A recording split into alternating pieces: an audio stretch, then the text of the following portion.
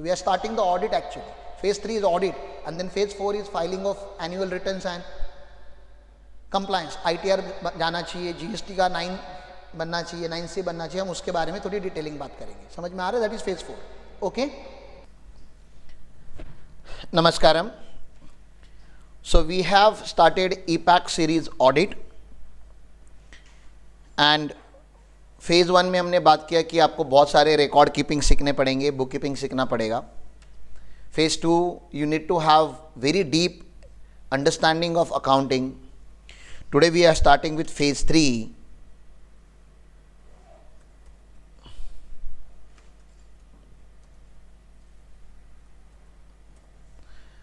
जो ऑडिट की बात करेंगे, when I will be teaching you from the book, that time we will go into depth of this. लेकिन एक overall framework आपको पता होना चाहिए from where audit has to start and where audit has to end. And assuming our client is a company SSC, क्योंकि हमें वो assume करना पड़ता है that our client is a company SSC, क्योंकि कंपनी एसएससी में हम ज़्यादा डिटेल में ऑडिट करते हैं. सो obviously we will be talking about Companies Act 2013 के provisions also. तो we will start this. तो सबसे पहले कहीं पे भी आपको ऑडिट करना होगा तो one thing has to happen, and that is, so we will call it as a audit procedure. ठीक है ना, जो भी अब हम कर रहे हैं उसको ऑडिट प्रोसेस बोलते, प्रोसीजर नहीं बोलते. there is a different term for तो let's call it audit process. एक general, in general, it's not what you say what is written in the book. हम एक जनरल अंडरस्टैंडिंग डेवलप करें what is audit process, how the audit should start. तो audit start होने के पहले भी client ने आपको मिला होगा या आपने क्लाइंट को अप्रोच किया होगा, आप दोनों की कुछ बातें हुई रहेगी. That is the client initial discussion. I am not writing that. Let's assume client is okay with you, whatever discussion has happened, and you are about to start the audit. Will you start audit without getting an appointment letter? Can you start audit without getting an appointment letter? नहीं. तो आपने client को overall meeting किया है, you have had visited client premises, देखा आपने क्या है, थोड़ा बहुत अपने अपने लेवल पे अंडरस्टैंडिंग डेवलप किया, but general understanding you have not gone into it. और उसके बाद आपने डिसाइड किया कि हाँ मैं ये ऑडिट करना चाहता हूँ या नहीं करना चाहता हूँ. तो अपॉइंटमेंट लेटर देने से पहले आपको कंसेंट देना पड़ता है कंपनी को. That is known as consent letter, that I am eager to do this audit or I am willing to do this audit and I am not related to you. किसी भी angle से a related person cannot do the audit, right? क्योंकि related person independent नहीं होता, हमें independent रहना होता है. ऑडिट कौन कर सकता है? जो एक independent opinion दे सकता है, right? तो हमारा स्टेप 1 आप बोल सकते हो कि ऑडिट प्रोसेस में द स्टेप 1 शुड बी, ये नहीं हुआ है क्या? सॉरी यार,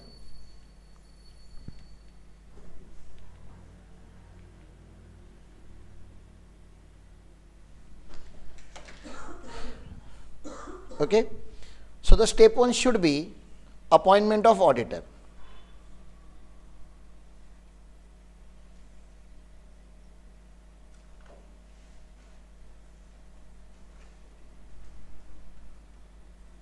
हाँ, आप लोग नोट्स बनाते रहिए, because sometime what I right even I don't understand. तो आप लोग अपनी अच्छी हैंड राइटिंग में नोट्स बनाइए.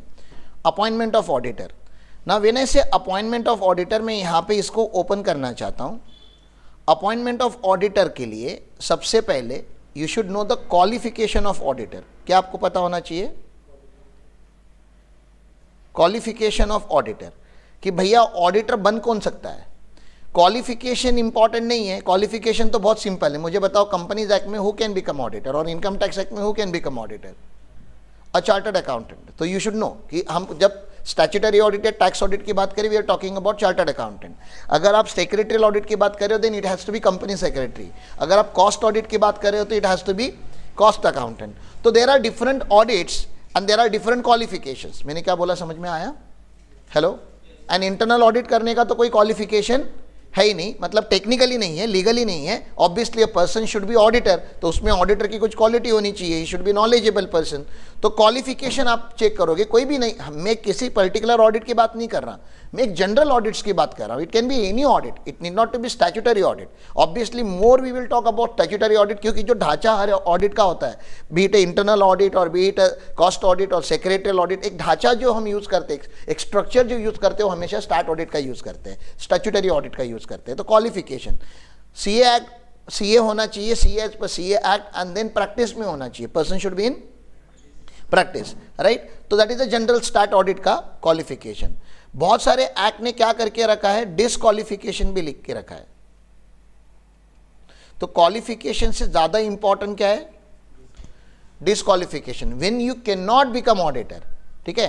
तो मैं उस कंपनी का मालिक हूं, तो जिस कंपनी का मालिक मैं हूं and I am a chartered accountant, can I become the auditor? क्यों? Can I give the independent opinion? नहीं. तो ऑडिट में एक वर्ड बहुत इंपॉर्टेंट है, इंडिपेंडेंट. इंडिपेंडेंट मतलब इट्स लाइक अ जज. जज तो आपको समझ में आता है ना. जज अगर क्रिमिनल का रिलेटिव होगा तो क्या जज इंडिपेंडेंट ओपिनियन देगा? नहीं. इंडिपेंडेंट मतलब अनबायस. अनबायस मतलब फेयर ओपिनियन, जो सच है उसी के बेस पे आपको ओपिनियन देना होता है. मेरी वाइफ कंपनी की डायरेक्टर है, तो मैं ऑडिटर बन सकता हूं क्या? नहीं. रिलेटेड पार्टी, मैं कंपनी का शेयर होल्डर हूं, क्या मैं रिलेटेड, मैं मतलब शेयर होल्डर मतलब अच्छा खासा शेयर होल्डर, 40% 30% शेयर होल्डर हो, तो अभी भी नहीं कर सकता. आप समझ रहे हो ना. मैंने कंपनी को लोन दिया या कंपनी ने मुझे लोन दिया है, ये सारी चीजें क्या बता रही है आपको, आपका इंडिपेंडेंस यहाँ पे डिस्क्वालीफाइड हो गया. समझ रहे हैं ना. आप इंडिपेंडेंट नहीं हो, तो आप इंडिपेंडेंट नहीं रहोगे तो आप ऑडिट नहीं कर सकते. तो सबसे पहले क्वालिफिकेशन देखो, उसके बाद क्या देखो, डिस्क्वालिफिकेशन देखो. उसके बाद आपको देखना होता है कि आपका स्कोप ऑफ ऑडिट क्या है. मतलब वो सामने वाली पार्टी ऑडिट क्यों करा रही है, that is scope of audit. कि भैया मैं क्या करूं, एग्जैक्टली कौन सा ऑडिट करूं. पता चला आपको स्टैट्यूटरी ऑडिटर के लिए अपॉइंट किया, बाद में बोलते टैक्स ऑडिट भी करके दे दो, बाद में बोलते इंटरनल ऑडिट भी करके दे दो. आपको स्कोप डिफाइन करना पड़ेगा. Internal auditor can not become a statutory auditor, statutory auditor can not become internal auditor. कभी कभी क्लाइंट को नहीं पता होता, तो आपको उसको समझाना पड़ता है, sir this is what I can do and this is what I can not do in my professional capacity. ठीक है. देन आप अकाउंटिंग कर सकते हो क्या क्लाइंट का, जब आप ऑडिटर हो तो अकाउंटेंट भी आप ही और ऑडिटर भी आप ही, मजा नहीं आ जाएगा. पेपर लिखो भी आप, पेपर चेक भी आप करो. तो स्कोप ऑफ ऑडिट में आपको ये सब बातें लिखनी होती है. Then there is something called engagement letter. क्या लेना पड़ता है आपको,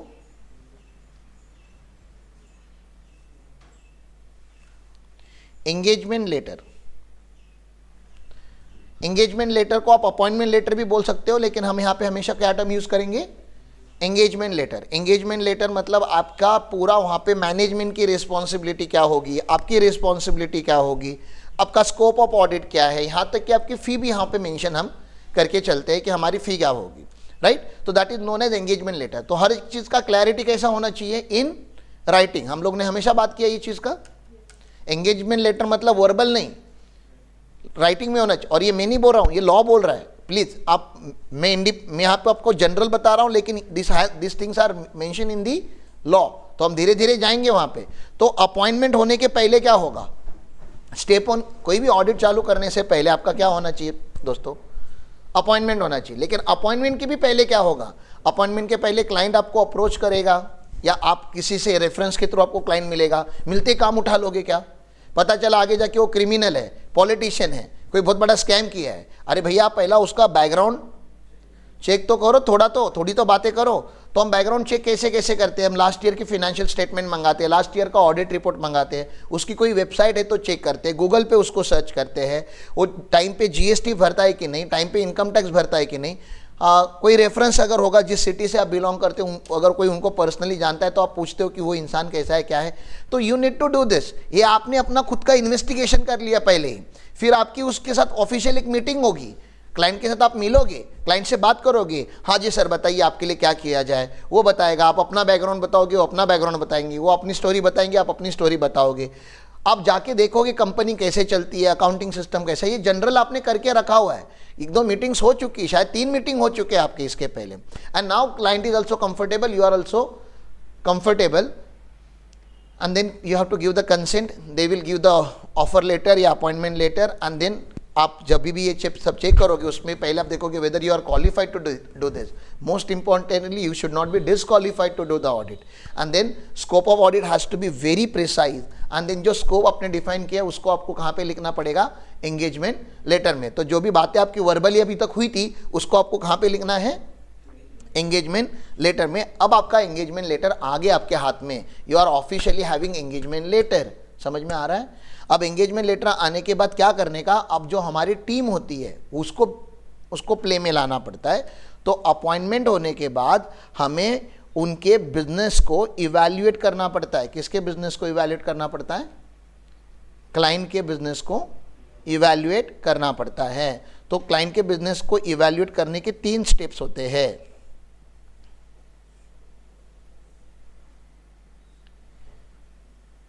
ठीक है, 3 बड़े बड़े स्टेप्स होते हैं। तो क्लाइंट किसी ना किसी इंडस्ट्री से बिलोंग करेगा।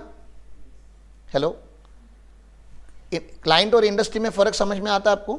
तो आप हॉस्पिटल का ऑडिट करने जा रहे हो या क्लिनिक का ऑडिट करने जा रहे हो, तो दे आर बिलोंगिंग टू पूरा वो pharma industry, medical industry, right? एक इंडस्ट्री है उनका।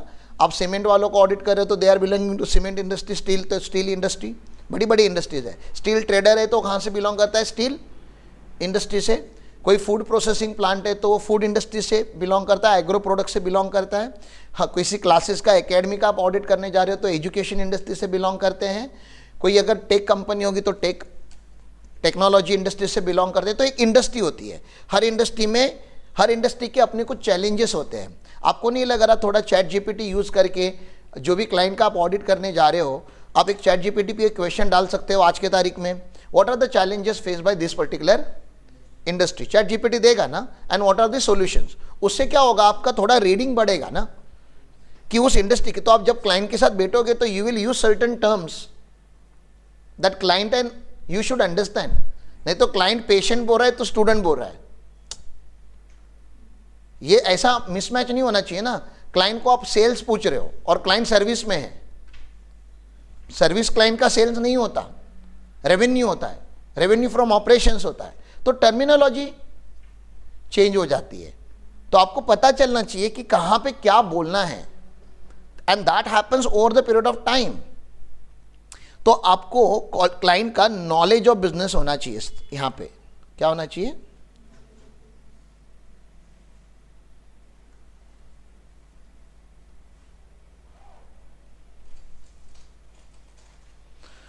Knowledge of business of entity. ठीक है ना, जो भी एंटिटी का आप ऑडिट करने जा रहे हो उसका नॉलेज मैंने लिखा है। नॉलेज मतलब नॉलेज का कोई लिमिट है क्या? आधा किलो, 1 किलो, 1.5 किलो, ऐसा कुछ होता है क्या नॉलेज मतलब जितना ज़्यादा हो उतना अच्छा है ना। तो क्लाइंट का फैमिली ट्री क्या है? हाँ, क्लाइंट का फैमिली ट्री कौन है? दादाजी ने बिजनेस स्टार्ट किया था, फिर कैसा कैसा आगे गया, तो नॉलेज ऑफ क्लाइंट बिजनेस ना। तो टॉप मैनेजमेंट कौन है, मिडिल मैनेजमेंट कौन है, लोअर मैनेजमेंट कौन है, कितने एम्प्लॉयज़ है, कितने एम्प्लॉय कितने साल से है उनके पास हैं, क्या उनकी प्रोडक्ट लाइन है, सप्लाई चेन उनका कैसे चलता है, वो परचेस कहाँ पे करते हैं, सेल कहाँ पे करते हैं, उनके मेजर डेटर्स कौन है, मेजर क्रेडिटर्स कौन है, उनकी कोई वेबसाइट है क्या, उनकी कोई वीडियो है क्या, कोई उनका सोशल मीडिया पेज है क्या। तो जितना उसके बारे में आप रीड करोगे उतना ज़्यादा आपको क्या आएगा, नॉलेज आएगा। तो वो सिली क्वेश्चन आप वहाँ पे जाके नहीं पूछोगे। Sometime we ask very silly question because we have not carried out any research on the client. तो आपको जब काम चालू करना है तो आपको अच्छा खासा एक मैनेजर होता है, ऑडिट मैनेजर, एक जो लीडर होता है, उसको बहुत ज़्यादा डेप्थ में जाके उसके ऊपर रिसर्च करना होता है। Everybody can not do the research. कोई तो पर्सन रिसर्च करता है एंड देन ऑडिट स्टार्ट होने के पहले ही do the representation to the team कि see this is the client, this is how we got the client and this is the history of the client, this is written on the website, these are last 3 years financial statement। जो भी आपके पास information available है आप अपनी team के साथ share करते हो, so that team understand okay this is it, got it. तो knowledge of the business is a very big point audit में, जो बहुत सारे लोग क्या करते हैं, इसको इग्नोर करते हैं। क्या करते हैं? इग्नोर करते हैं। तो आपके पास कभी भी नया क्लाइंट ऑनबोर्ड होता है तो उस इंडस्ट्री के बारे में पढ़ने का आपको मौका मिला है, तो read maximum about the industry. कितनी बार पढ़ना पड़ेगा उस इंडस्ट्री के बारे में? शुरू में नया कोई क्लाइंट आया तो शुरू में कितनी बार पढ़ोगे? How many times you will study? एक ही बार पढ़ोगे ना। फिर एक इंडस्ट्री का क्लाइंट मिलता है तो आपको पता है उसके नॉलेज के बेसिस पे, अभी वो बंदा उसी इंडस्ट्री के लोगों को जानता होता है, वो बोलता है अरे क्या ऑडिटर है हमारा इस टाइम का, he knows so many things about our industry. and this is how you will get the second client and the third client, and then but you don't have to read every time ना, every time you don't have to read because एक बार आपने research कर लिया तो onboarding a client is very important process and specifically there has to be element of research into it. तो make sure that जब भी आप कोई भी नया क्लाइंट ऐड करते हो तो you conduct the in depth research on the industry, you talk to the people who have handle the client. जैसे हमारे लिए क्लाइंट नया नहीं लेकिन आपके लिए क्लाइंट नया है क्योंकि आपने वो क्लाइंट का फर्स्ट टाइम काम करना है, तो आपको पूछना है कि आपका कोई नॉलेज बेस है क्या, और आपके फोल्डर में एक याद रखो, कहीं पे तो लिख के रखो एक्शन प्लान, ऐसा कहते तो ना बैक एंड पे बैक पेज पे लिख के रखना कि आपके क्लाइंट फोल्डर में क्लाइंट का इंफॉर्मेशन करके एक फोल्डर होना चाहिए. जो आप क्लाइंट ये बनाते हो ना, अपना मास्टर डेटा भी आप बना रहे हो ना, वहाँ पे क्लाइंट का जनरल इंफॉर्मेशन कि क्लाइंट की कौन सी इंडस्ट्री है, क्या है ना, क्लाइंट की वेबसाइट है क्या, क्लाइंट का सोशल मीडिया पेज है क्या, जहाँ से हमें क्या मिलेगा, क्लाइंट की इंफॉर्मेशन मिलेगी जो हम किसी भी नए जॉइनिस को बताएंगे कि भाई जाके ये फोल्डर देख ले, तेरे को समझ में आ जाएगा what client does and what client doesn't do. ठीक है ना, और what client is interested in to. हम ये भी लिख सकते हैं क्लाइंट का बिहेवियर कैसा है, क्लाइंट एंग्री है, क्लाइंट लविंग है ना, क्लाइंट कंफर्टेबल है कैसे, आपको बताना पड़ेगा ना, आपके लोगों को नेक्स्ट जनरेशन को बताना पड़ेगा, जो अगली पीढ़ी आएगी आपकी, जो अगले आर्टिकल्स आएंगे, अगले एम्प्लॉयज आएंगे, तो they can not conduct the whole research again. You can not say go you also do the research. अरे अपने जब कर लिया तो उसको डॉक्यूमेंट करो and then keep it in the folder which is the general information which will give idea to someone new about the business of the client. ठीक है ना, तो एक बार रिसर्च करना है तो that is the industry, that includes industry research. Also if the client is having any project report, बहुत सारे क्लाइंट क्या बनाते हैं अपने बिजनेस का प्रोजेक्ट रिपोर्ट हो जाएगा तो बात ही खत्म हो गई. एक 40-50 पेज का प्रोजेक्ट रिपोर्ट पढ़ लो, यू विल अंडरस्टैंड एवरीथिंग. और क्लाइंट का प्रोजेक्ट रिपोर्ट नहीं होगा तो पहले क्लाइंट को बोलो सर 5,000 खर्चा होता है, प्रोजेक्ट रिपोर्ट बना लो, आपको भी क्लैरिटी आएगी कहाँ जाना है आपकी कंपनी को, और हमें भी क्लैरिटी होगी आपको कहाँ पे लेके जाना है. राइट, तो this are the knowledge of a business. तो ये एक अच्छी बात आप लोगों को क्लाइंट के लिए करनी है. चलो आगे, एक बार आपने नॉलेज ऑफ अ बिजनेस कर लिया तो आपको देखना पड़ेगा कि क्लाइंट का अकाउंटिंग सिस्टम कैसे चलता है. ठीक है ना, understand accounting system.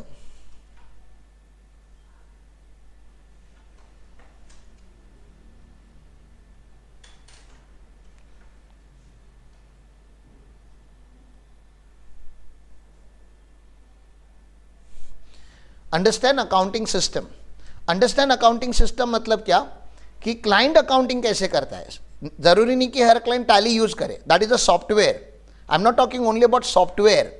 Accounting system क्या है उसका, पेटी कैश कौन मेंटेन करता है उसकी, बैंक अकाउंट्स कहाँ पे है, बैंक अकाउंट्स को ऑथोराइजेशन किसको है, उनका वाउचर कैसे बनता है, वाउचर बनाता कौन है, वाउचर अप्रूव कौन करता है, सैलरी कैसे वहाँ पे होती है, उनका पेरोल कैसे रन होता है, उनके यहाँ पे परचेसेस कैसे होते हैं, उनके यहाँ पे सेल्स को कैसे रिकॉर्ड किया जाता है, उनका रिसीवेबल मैनेजमेंट सिस्टम क्या है, उनका पेएबल मैनेजमेंट सिस्टम क्या है, उनका रिकंसिलेशन कैसे होता है, how they carry out R1 and sales का reconciliation, how they do purchase का एंड टू बी का रिकंसिलेशन. और अगर रिकंसिलेशन में अगर कोई मेजर वेरिएंस आएंगे तो उसको हैंडल कैसे करते हैं, who reports to home, who is the junior accountant, who is the senior accountant, who is the CFO of the company, पता होना चाहिए ना आप लोगों को ये सब. तो अंडरस्टैंड अकाउंटिंग सिस्टम मतलब I am not only talking about journal entry कैसे मारते हैं, okay that is the core, that you have to understand, but you need to understand the whole accounting system की ट्रांजैक्शन जनरेट कहाँ पे होता है और फाइनली बैलेंस शीट तक वो ट्रांजैक्शन रूट कैसे होता है. यहाँ तक क्लियर है, समझा मैं. अंडरस्टैंड अकाउंटिंग सिस्टम करोगे ना ये चीज़. तो अभी तक क्या हुआ है आप लोगों का, we have started auditing process. जो आप लोग लेट आए हो, अपॉइंटमेंट ऑफ द ऑडिटर होता है पहले, सबसे पहले अपॉइंटमेंट ऑफ ऑडिटर होने के पहले 2-3 क्लाइंट से मीटिंग होते हैं to understand the client, client understands you, you understand the client. आप लोगों की वो सारी बातें करके चाय नाश्ता करके खाना खा के हो चुका है. अब आपको देखना है whether you are actually qualified to do the job. Sometime you are not qualified. कोई मुझे बोलेगा सिस्टम ऑडिट करो, सिस्टम ऑडिट मतलब IT ऑडिट करो, I am not qualified for that. There is a separate degree which is required, there is a DISA, diploma in system audit करके हमारा यहाँ पे अलग से CA इंस्टीट्यूट का कोर्स होता है. तो I am not a DISA qualified, so I can not do the system audit. तो there is a qualification and then there is a disqualification. बहुत सारे ऑडिट का आपको डिसक्वालिफिकेशन पता होना चाहिए. कंपनीज एक्ट का पढ़ लो, बाकी सारे एक्ट में ऑलमोस्ट सेम ही लिखा हुआ है. Then there is a scope of audit, exactly client आपसे क्या चाहता है. आपको क्लैरिटी चाहिए, what client wants from you, that is scope of audit. And scope of audit के हिसाब से आप फी निगोशिएट करोगे। एक बार आपका फी निगोशिएट हो गया तो क्या वर्बली बात करके खत्म कर देंगे? नहीं, तो एंगेजमेंट लेटर ड्राफ्ट करना है आपको, डिटेल में एंगेजमेंट लेटर ड्राफ्ट करोगे, और उसके बाद इसको, इस प्रोसेस को हम बोलेंगे अपॉइंटमेंट ऑफ ऑडिटर। हम स्टैट्यूटरी ऑडिटर के एंगल से देखेंगे, क्योंकि वहाँ पे बहुत डिटेल में प्रोसीजर लिखा गया है कि कुछ ऑडिटर को बोर्ड ऑफ डायरेक्टर्स अपॉइंट करते हैं, कुछ ऑडिटर्स को एनुअल जनरल मीटिंग में शेयर होल्डर अपॉइंट करते हैं। तो देयर इज अ प्रोसीजर, तो procedure is different for different audit. मैं किसी पर्टिकुलर ऑडिट की बात नहीं करना चाहता, मैं एक जनरल ऑडिट्स की बात कर रहा हूँ यहाँ पे, कि कोई भी ऑडिट आने दो या कोई भी क्लाइंट आपके पास आने दो, ऑन बोर्डिंग की प्रोसेस हम की बात कर रहे हैं। समझ में आ रहा है आपको? या तो नॉलेज ऑफ अ बिजनेस होना बहुत ज़रूरी है आपको।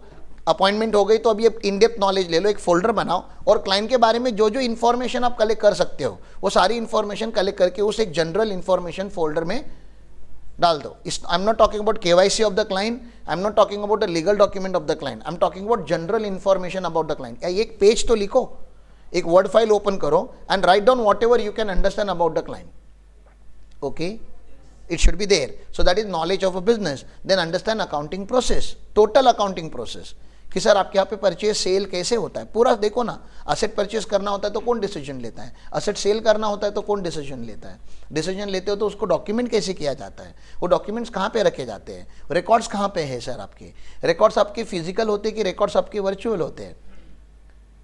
अच्छा, तो इसका एक्सेस किसके पास है?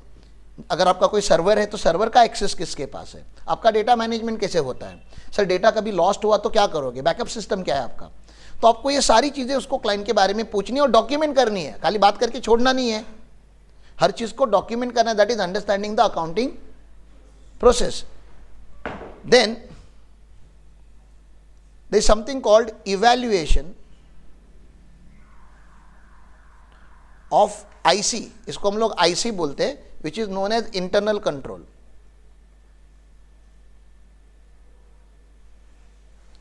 Internal control system. Evaluation of internal control system.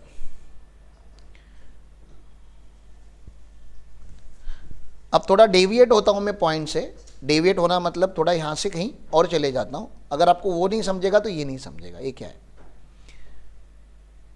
तो कोई भी व्यापार आप करते हो ना, या कोई भी ऑडिट आप करते हो, तो आपको रिस्क की बात करनी पड़ती है। क्या होता है हमेशा धंधे में, थोड़ा रिस्क होता है ना। तो ऑडिट की जब हम बात करते हैं ना, तो ऑडिट में ना there are 3 type of word that you will hear usually. 3 type की ऑडिट का, हम ऑडिट के बिजनेस में है ना, हमारा बिजनेस क्या है, ऑडिट। तो हमारे बिजनेस के आपको रिस्क पता होनी चाहिए। तो there is something called inherent risk, IR. There is something called control risk, CR, and there is something called detection risk, that is DR.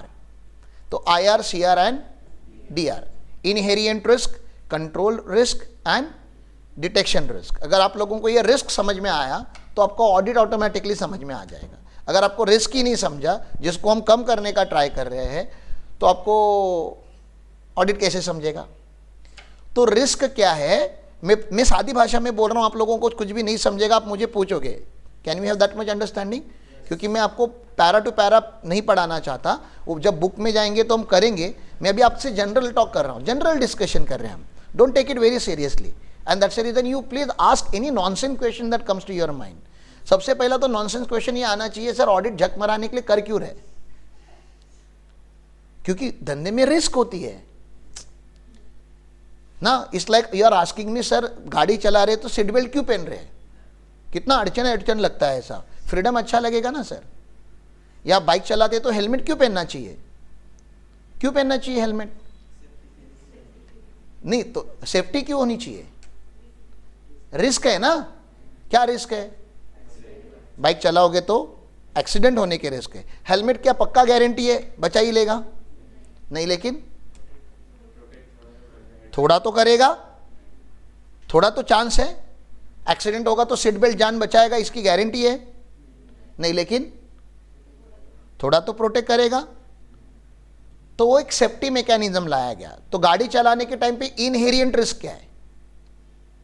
गाड़ी चलाने के टाइम पे इनहेरिएंट रिस्क मतलब आपको समझने के लिए बाय डिफॉल्ट रिस्क क्या है? गाड़ी अगर आप घर से निकालते हो तो बाय डिफॉल्ट रिस्क क्या है?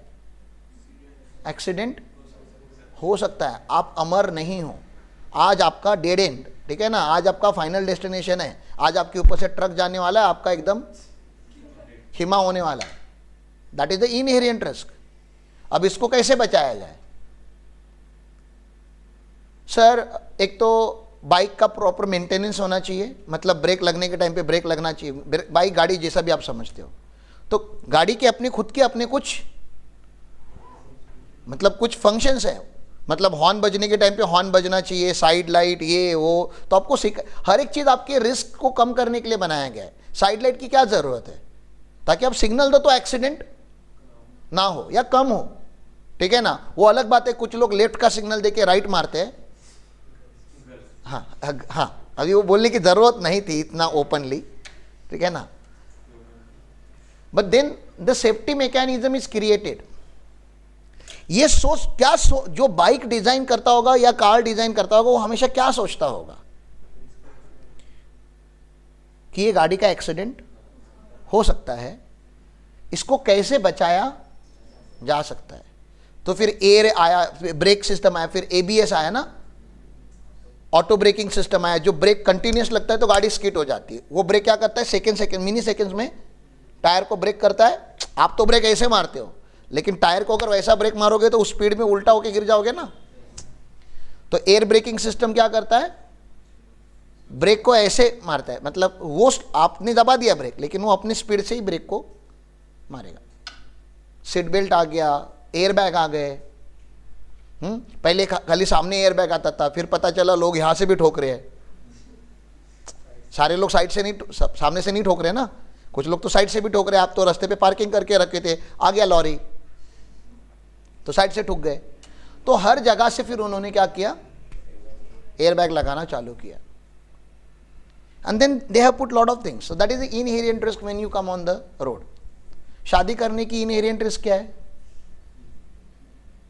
रिस्क है कि नहीं है शादी करने में? तो इनहेरिएंट रिस्क है कि शायद आपका रिलेशन अच्छा ना चले, शायद आपका अंडरस्टैंडिंग। तो उसके लिए बचाने के लिए लोगों ने क्या करके रखा है, पहले कुंडली मैच करो, पहले लड़का लड़की को बात करने दो, let them understand each other. लड़की यहाँ से वहाँ जाने दो, उनका घर देख लेने दो, लड़के लोग वहाँ पे से यहाँ पे आने दो, उनका घर, बैकग्राउंड चेक करते रहो हमेशा। हाँ, तो they do lot of things so that the accident should not happen, मतलब शादी वाला एक्सीडेंट शुड नॉट हैपन। तो इनहेरिएंट रिस्क बिजनेस में होता है कि नहीं? बिजनेस में इनहेरिएंट रिस्क होता ही है ना। तो क्लासेस की बिजनेस में इनहेरिएंट रिस्क क्या है? मतलब बाय डिफॉल्ट क्लासेस के बिजनेस में ऐसा है कि कोई भी वॉक इन करेगा, कोई भी वॉकआउट करेगा। तो उसके लिए हम ही कुछ आईडी कार्ड वगैरह सिस्टम बनाते हैं, आपको पता होगा कॉलेजेस वगैरह में ना आईडी कार्ड सिस्टम होता है कि जिनका आईडी कार्ड है उनको ही कॉलेज में एंट्री दो।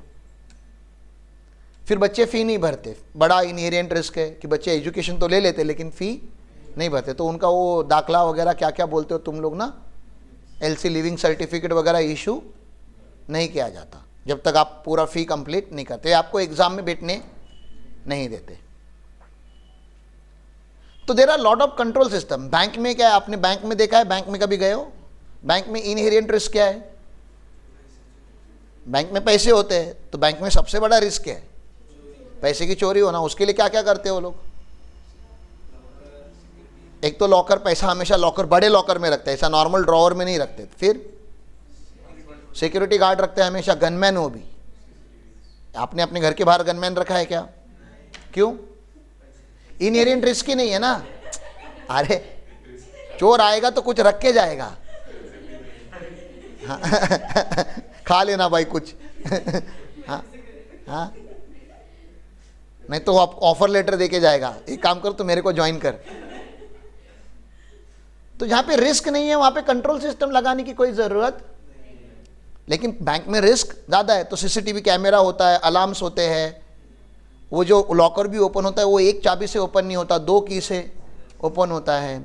आपने देखा होगा तो पैसे जो आपको देता है वो बंदा अलग होता है, और जो अप्रूव करता है कि पैसे देने हैं कि नहीं देने वो अलग होता है। तो मेकर चेकर सिस्टम है। फिर हर बार आपके अकाउंट में कुछ पैसे डिपॉजिट होंगे, विड्रॉ होंगे, इमीडिएटली आपको मैसेज आता है। क्यों? क्योंकि आपको इमीडिएटली नॉलेज होना चाहिए कि आपके अकाउंट में कुछ अगर फ्रॉड हुआ है तो आपका अकाउंट सीज करना है, ब्लॉक करना है। तो ये सब सिस्टम बनाने के लिए करोड़ों रुपए का खर्चा हुआ रहेगा कि नहीं?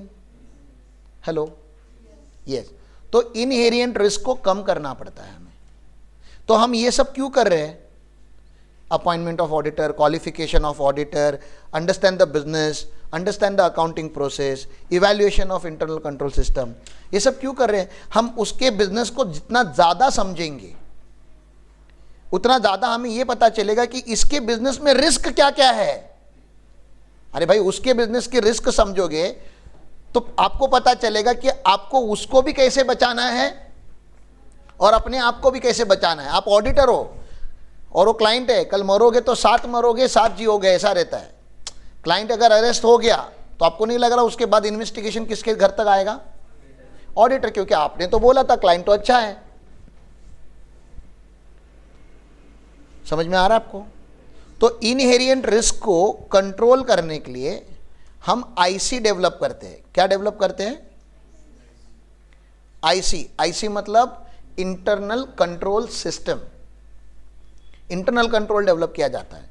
हर ऑर्गेनाइजेशन में कंट्रोल होता है, हर घर में कंट्रोल सिस्टम होता है। आपके घर में भी आईसी है कि नहीं?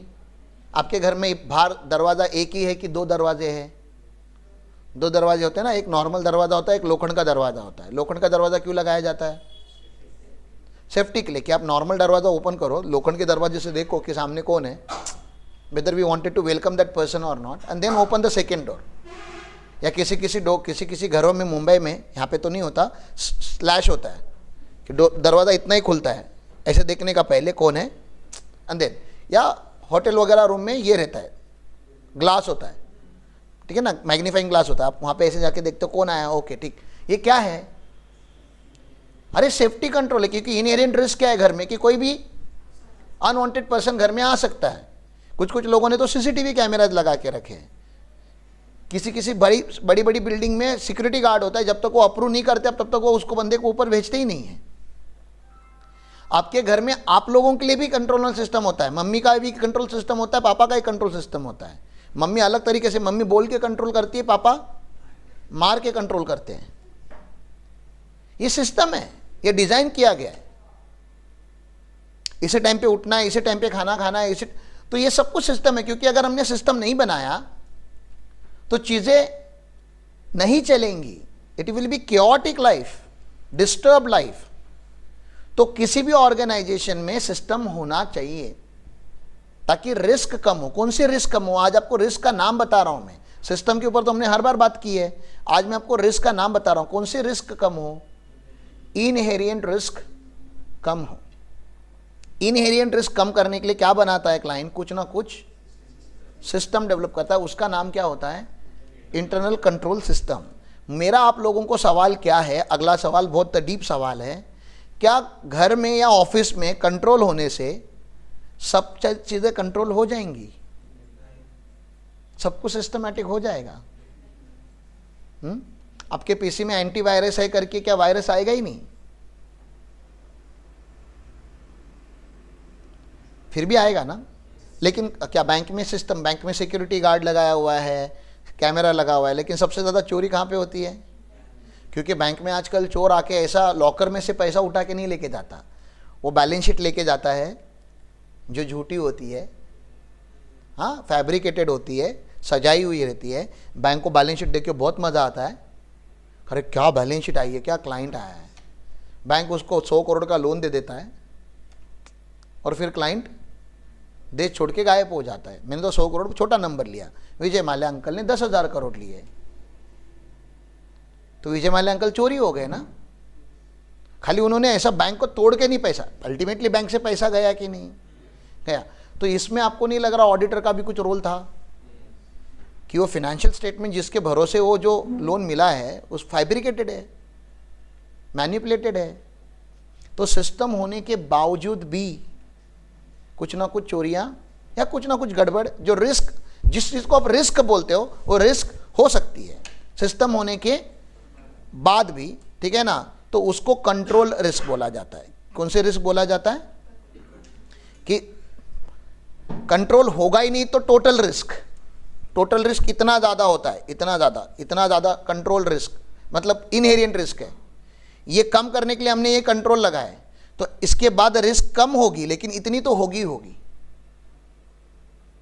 ये समझ में आ रहा है सर? तो ऑडिट क्यों किया जाता है? ऑडिट ये करता है कि इनहेरिएंट रिस्क को कंट्रोल किया आपने, फिर कंट्रोल रिस्क मतलब कंट्रोल लगने के बाद भी कुछ अगर छूट गया रहेगा तो कोई थर्ड पार्टी आएगी आपके बिजनेस में और वो चेक करके बताएगी कि क्या गलत चालू है यहाँ पे।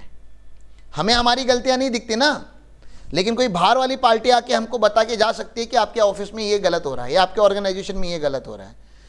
वो बाहर की पार्टी मतलब ऑडिटर है, मतलब कोई आके डिटेक्ट करेगा, कोई आके क्या करेगा, ये समझ रहा है कि आपको ऑडिट करेगा, वो डिटेक्ट करेगा थर्ड पार्टी और बताएगा आपको कि क्या रिस्क है। क्या ऑडिट होने के बावजूद भी क्या सारी रिस्क जीरो हो गई इसे मान सकते हैं? तो पहले इनहेरिएंट रिस्क थी, कोई कंट्रोल था ही नहीं, फिर आपने उनको कम करने के लिए कंट्रोल लगाया, उसके बाद भी कुछ रिस्क रह गई, उसको कंट्रोल रिस्क बोलते हैं। फिर थर्ड पार्टी से आपने ऑडिट करा लिया कि चेक कर लो कि सब कुछ ठीक चल रहा है या नहीं चल रहा है। जैसे आप जा रहे हो आज हॉस्पिटल पे ऑडिट करने के लिए, तो सिस्टम है वहां पे। अरे इनहेरिएंट रिस्क तो उन्होंने क्या बना के रखे हैं? सिस्टम बना के रखे हैं। क्या सिस्टम सारे रिस्क को कंट्रोल करते हैं?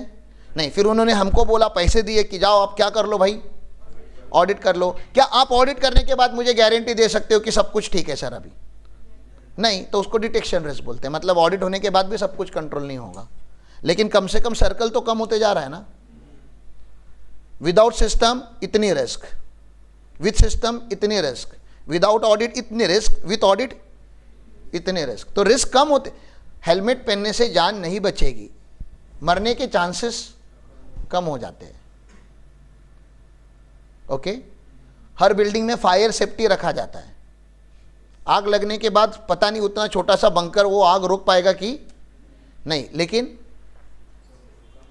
फायर फाइटिंग एक्सटिंग्विशर होता है ना, थोड़ी तो छोटी मोटी आग होगी, बढ़ने से पहले तो कम की जा सकती है। तो ऑडिट बोलो या रिव्यू बोलो, तो हमने क्या बोला कि आपका वीकली, हमारे ऑर्गेनाइजेशन में हमने क्या लगा दिया कि आपका एक तो पूरा का पूरा हमारा पहले पीएमएस नहीं था। क्या नहीं था? तो हमें नहीं पता चलता था कौन क्या कर रहा है, तो बहुत सारा वेस्टेज और इनएफिशिएंटली चल रहा था। तो ट्रेनिंग हमने क्यों चालू की? आपकी एफिशिएंसी बढ़ाने के लिए। और फिर अब दिन भर क्या करते हैं हम? 2 बुक में लिखते हैं, दिनचर्या बुक एंड पीएमएस पे लिखते हैं, ताकि आप सेल्फ अवेयर हो जाओ। आप हमें नहीं चुना लगाते, आप अपने आप को चुना लगाते हो। तो आप जब दिनचर्या लिखोगे और जब आप पीएमएस लिखो, पीएमएस पे अपडेट करोगे, तो you will become self aware. हाँ यार, सच में मैं इतना सारा टाइम वेस्ट कर रहा था, and that will bring change in your attitude and that will increase your efficiency, because you will be focused on your career now, because every day you will open the dinacharya book, you will see, okay, this is my objective, for this I was born, for this I'm here, this is my target, this is what I want to become. तो हमने system बना दिया, उसके बाद भी सब कुछ ठीक नहीं चल रहा है, तो अभी हमें क्या करना पड़ेगा? ऑडिट करना पड़ेगा। ऑडिट मतलब क्या करना पड़ेगा? रिव्यू करना पड़ेगा। ऑडिट का दूसरा वर्ड क्या होता है? रिव्यू। तो आपका सीनियर क्या करता है? रिव्यू करता है कि भैया वो आपको जो दिनचर्या बुक दिया था या आपने जो पीएमएस बनाया हुआ है वो रिव्यू करो। और रिव्यू क्यों किया जाता है? आपको डांटने के लिए। What is the intention of review? डांट लगाने के लिए? अरे बाबा, सुधार, करेक्शन लाने के लिए। Why is called senior? Because he knows more than you, they know more than you, they have more clarity. तो जिसको ज़्यादा क्लैरिटी वो रिव्यू कर रहा है और आपको बता रहा है, देख ये ना, ये सही से नहीं हो रहा है, असी this is the way you should do this ना। तो ऑडिटर जब जाएगा तो एक ऑडिट में सारे प्रॉब्लम सॉल्व करेगा क्या कंपनी के? नहीं, लेकिन कुछ तो करेगा ना। तो वो नेक्स्ट ईयर का सिस्टम बन जाएगा। एंड देन जब आप ये कंटिन्यूसली रन करते हो तो आप overall inherent risk, control risk और डिटेक्शन रिस्क को कम किया जाता है। ओके, मैं इसकी लीगल डेफिनेशन नहीं बता रहा, लेकिन आपको थोड़ा समझ में आया? तो मुझे बताइए, आप जब भी किसी भी बिजनेस में ऑडिट करने जाओगे तो उनका इंटरनल कंट्रोल सिस्टम क्यों इवैल्यूएट कर रहे हो? इवैल्यूएट कर रहे हो, अंडरस्टैंड नहीं कर रहे हो। इवैल्यूएट कर रहे हो मतलब आप बैंक में जाके चेक कर रहे हो कि आप कैश उठा के जाओगे तो कोई रोकेगा कि नहीं रोकेगा। जैसे बिग बाजार में, बिग बाजार या आप ट्रेंड्स वगैरह कोई भी ऐसे शॉपिंग मॉल में अगर शॉपिंग करते हो तो वहाँ पे चोरी नहीं करने के लिए क्या लगाया जाता है? हर कपड़े में एक डिटेक्टर लगाया जाता है, ठीक है ना। और वहाँ पे एक ऐसा एक स्टैंड जैसा होता है, अगर आप उस गेट में से अनबील्ड आइटम बाहर लेके जाओगे तो वो सायरन बजता है, वो अलार्म बजता है। समझ में आ रहा है? ऐसा उन्होंने बताया हमें। आप ऑडिटर हो, आपको नहीं लग रहा 2 कपड़े आप लेके जाने का ट्राई करना चाहिए? That is evaluation. आप चेक कर रहे हो कि सिस्टम सच में काम कर रहा है कि नहीं. That is critical evaluation of the system. System को चेक कर रहे हो आप, सिस्टम को फॉलो करके कि सच में ऐसा होता है कि नहीं. क्योंकि जब आप ऑडिट करने जाओगे तो वो तो एक्टिंग करने बैठी ही है ना. सामने वाले लोग तो एक्टिंग, भैया आज ऑडिट होने वाला है, सबको पता है, आपको भी पता है, मुझे भी पता है. कोई इंपॉर्टेंट कॉल रहेगा तो ले लेना, ले लेना. नई लड़की कौन है? हाँ बुला लो इधर.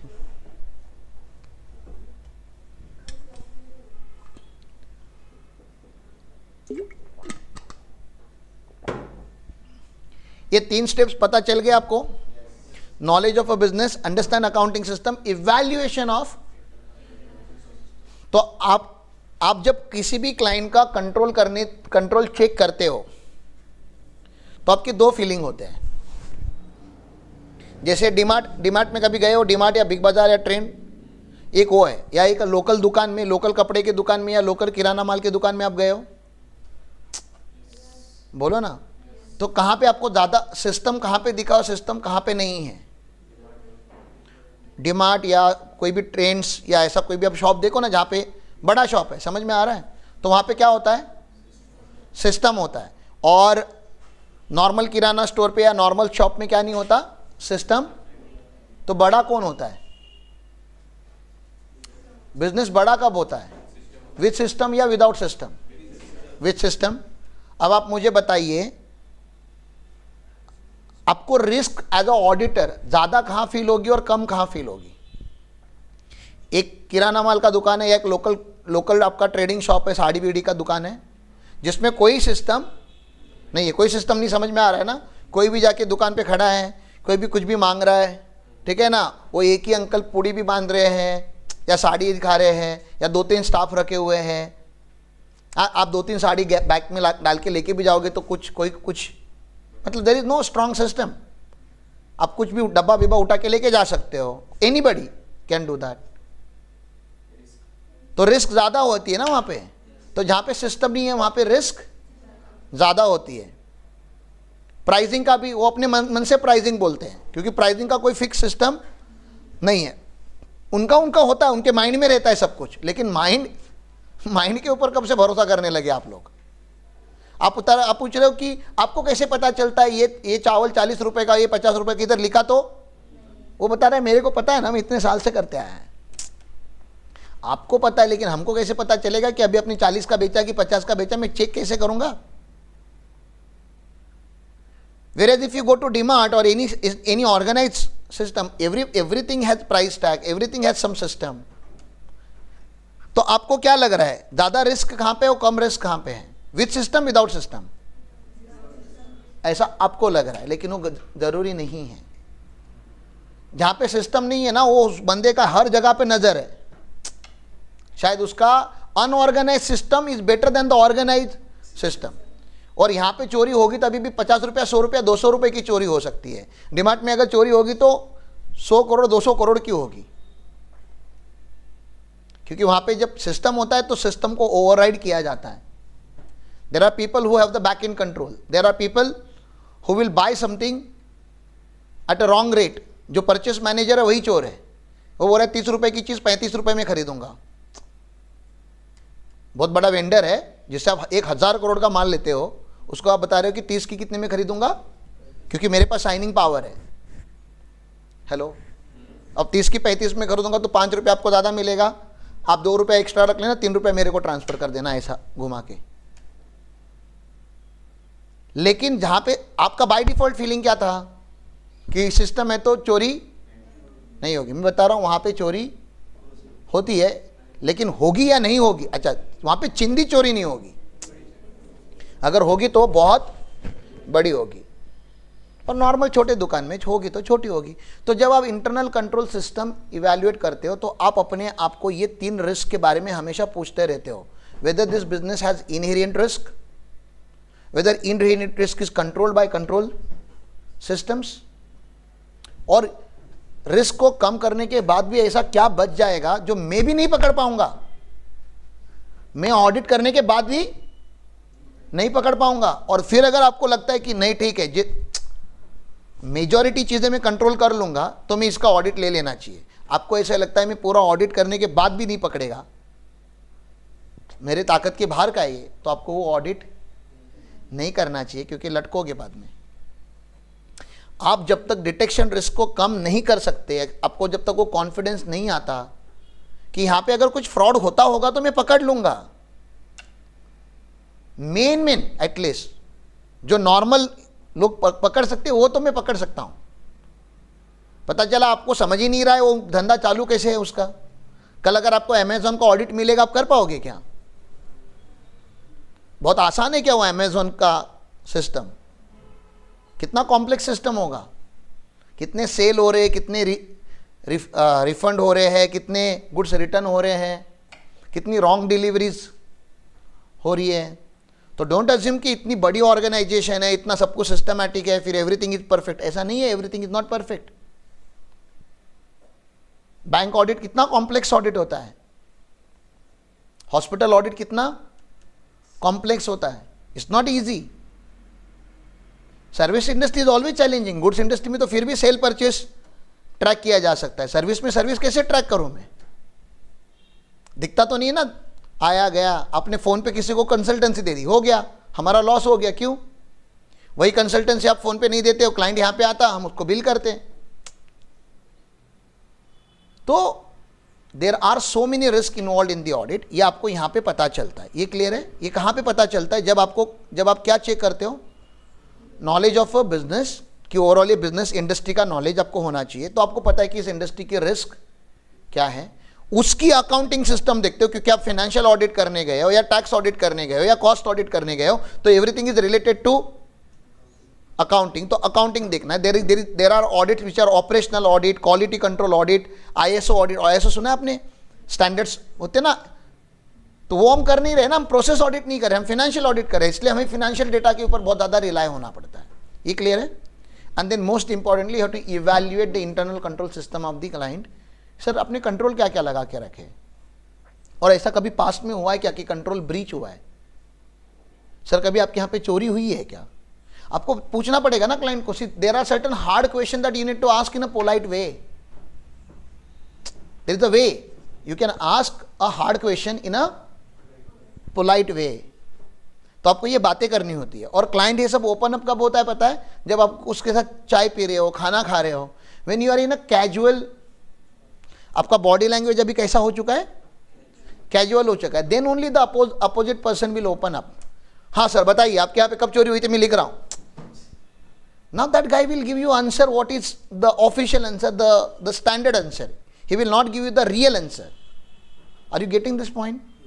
या इतना सब करने के बाद आपको थोड़ा तो आइडिया आ जाएगा बिजनेस का। मैं इतना सब करने की बात बता रहा हूं। एंड देन पहला तो आपको डिसीजन यही लेना है फिर से एक बार यहां पे कि do you want to continue the audit assignment और you want to drop it. Sir engagement letter तो साइन हो गया है, कोई टेंशन नहीं, आप विड्रॉ कर सकते हो। आपको ऑडिट नहीं करने का चॉइस हमेशा रहेगा आपके पास। ऑब्वियसली जैसा जैसा एडवांस लेवल पे जाओगे वैसे वैसे आपकी रीजनिंग स्ट्रांग होते जानी चाहिए। लेकिन इतना तो पता चलेगा ना कि यहां पे हाई रिस्क है कि लो रिस्क है, इतना तो मुझे बता दो। अरे अगर ये 3 स्टेजेस कर लोगे, knowledge of a business, understand the accounting system, evaluation of internal control, आप इतना तो कंफर्म कर लोगे ना कि हाई रिस्क है कि लो रिस्क है। मैं नहीं बता रहा कि सारे लो रिस्क के क्लाइंट ही लो। अरे बाबा हाई रिस्क के क्लाइंट ज्यादा पैसा कौन देगा आपको? हाई रिस्क वाले ना। जो लो रिस्क वाला है वो आपको पैसा क्यों देगा? तो आप वो भी देखो ना कि आपको, देखो एक तो आपको पैसा कम, आपका ऑब्जेक्टिव क्लियर होना चाहिए ना। आपको समाज सेवा करनी कि आपको पैसा कमाना है। जितनी ज़्यादा रिस्क उतना ज़्यादा पैसा। लेकिन वो क्लाइंट को कन्विंस तो करो आप कि आपके बिजनेस की वाट लगी है भाई, कोई आपका ऑडिट नहीं करेगा, हम कर रहे तो हम रिस्क ले रहे और इस रिस्क का ये पैसा होता है। तो don't give the standard pricing for everyone and that's the reason in audit we can not have standard pricing. हमें रिस्क देखनी पड़ती है कि क्या है। ओके तो आपने डिसाइड किया कि काम करेंगे, but you have to tell your heart high risk या लो रिस्क। हाई रिस्क होगा तो ऑडिट कैसे करेगा? लाइटली ऊपर ऊपर से कैसे करेगा? इन डेप्थ करेगा। और तेरे को लगता है लो रिस्क है तो कैसे करेगा? सैंपलिंग बोलो, क्या बोलो? एक होता है इन डेप्थ और उसके अपोजिट क्या होता है? मुझे लगता है कि सब कुछ ठीक है यार, बाप सिस्टम है ये लोग का, ट्रेंड से ये लोग, रिलायंस है, क्या ही करेंगे चोरी, सब कुछ तो सिस्टमैटिक है, हर एक चीज बार कोडेड है। हेलो, तो मैं सैंपलिंग करेगा ना वहां पे, सैंपलिंग समझता है आपको, मैं 100% नहीं चेक करेगा, मैं 30% चेक करेगा। हाँ, 30% चेक करने के बाद मुझे पता चलेगा कि 30% चेक करने के बाद मेरी अंडरस्टैंडिंग थी कि सिस्टम बहुत अच्छा है, लेकिन 30% चेक करने के बाद पता चल रहा है पागल है ये लोग, सिस्टम खाली दिखाने का दिखावा है, ये रियल नहीं है, वाट लगी पड़ी है इनकी। तो क्या करोगे फिर? आपका नहीं, आपका अंडरस्टैंडिंग चेंज हो गया ना। क्या चेंज हो गया आपका? पहले आपको लग रहा था क्या करना था, ये यहां पे लो रिस्क है, तो आप लो ऑडिट कर रहे थे, सैंपलिंग कर रहे थे। अब आपको पता चला नहीं, यहां पे रिस्क ज्यादा है, अब क्या करोगे? इन डेप्थ ऑडिट करोगे। सैंपलिंग का अपोजिट क्या है? इन डेप्थ ऑडिट करोगे। समझ में आ रहा है? पहले आपको लगा था कि यार बहुत लो रिस्क है, सॉरी बहुत ज्यादा रिस्क है, क्या लगा आपको? बहुत ज्यादा रिस्क है, तो क्या चालू किया आपने? और इन डेप्थ ऑडिट करने के बाद पता चला कि इतना करने की जरूरत नहीं यार, ये लग रहा है मुझे लगा कि सिस्टम नहीं है, लेकिन इनका अनऑर्गेनाइज सिस्टम है, इधर किधर लिखा नहीं है, लेकिन भाई सब लोग फॉलो कर रहे हैं, सब सिस्टमैटिक है। हाँ, लिखा नहीं है, डॉक्यूमेंटेड नहीं है, लेकिन है सिस्टमैटिक, तो बाद में आप रिड्यूस कर लेना। शुरू में इन डेप्थ किया, बाद में आप क्या कर लो। तो आपको हर बार अपने आप को पूछना पड़ता है कि इसको मैं ऑडिट को डेप्थ में लेके जाऊं कि सैंपलिंग पे कंट्रोल रखूं। समझ में आ रहा है आपको? हाँ, तो इस चीज को हम क्या बोलते हैं, ये जब इतना करके हो जाएगा तो इस स्टेज पे जब आप आते हो तो you have to develop audit plan. Audit और प्लान को हम आईएनजी लगा देंगे।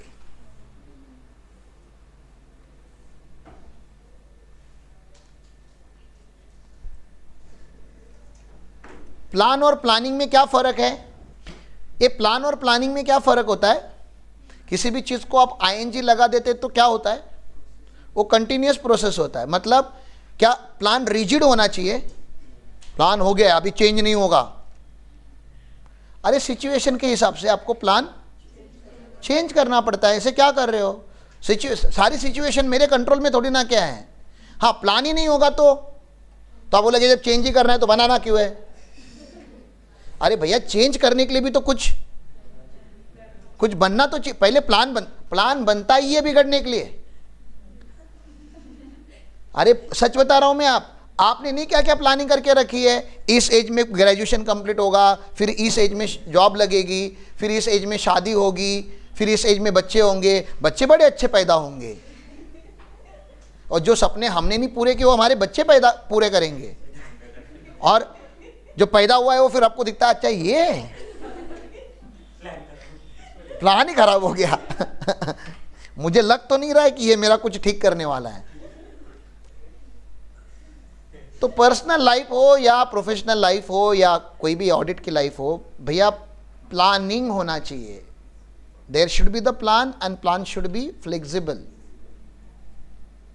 Keep changing it. And change मतलब don't degrade it, upgrade it. एक होता है डिग्रेड और एक होता है अपग्रेड। कीप अपग्रेडिंग ना, go to the next level and go to the next level and go to the next level and go to the next level. और एक कंटिन्यूअस प्रोसेस है। हाँ, लेकिन जाने से पहले क्या होना चाहिए? एक स्टैंडर्ड प्लान होना चाहिए। ऑडिट स्टार्ट कहां पे होगा और ऑडिट एंड कहां पे होगा? ऑडिट स्टार्ट कहां पे होगा और ऑडिट एंड कहां पे होगा? ये जहां पे डिटेल में लिखा जाता है उसको क्या बोलते हैं? Audit planning. Start to end the document is known as audit and it's a very crucial phase in the audit. अच्छा, ऑडिट प्लानिंग क्लाइंट की साइड पे होती है कि हमारे ऑफिस में होती है? हमारे ऑफिस में होगी ना। क्लाइंट के यहां से आप घूम के आ चुके हो, अभी वहां पे आप इनपुट्स लेकर आ गए हो सब कुछ। अब हमारे ऑफिस में बैठ के हम ऐसे बैठ के बात कर रहे हैं कि कैसे करेंगे, कौन करेगा, लीड कौन करेगा, कितने दिन का ऑडिट होना चाहिए, 15 डेज इज इनफ और 12 डेज इज इनफ। लैपटॉप लेके जाएंगे कि बिना लैपटॉप के जाएंगे? अब स्टॉक ऑडिट करना है तो लैपटॉप क्या करोगे, लेकिन फाइनेंशियल ऑडिट करना होगा तो लैपटॉप लगेगा। टैक्स का ज़्यादा इन्वॉल्वमेंट होगा तो हमारे टीम में टैक्स का एक्सपर्ट कौन है? He should come. पेरोल का अगर ऑडिट करना है तो पेरोल का एक्सपर्ट कौन है? He should come.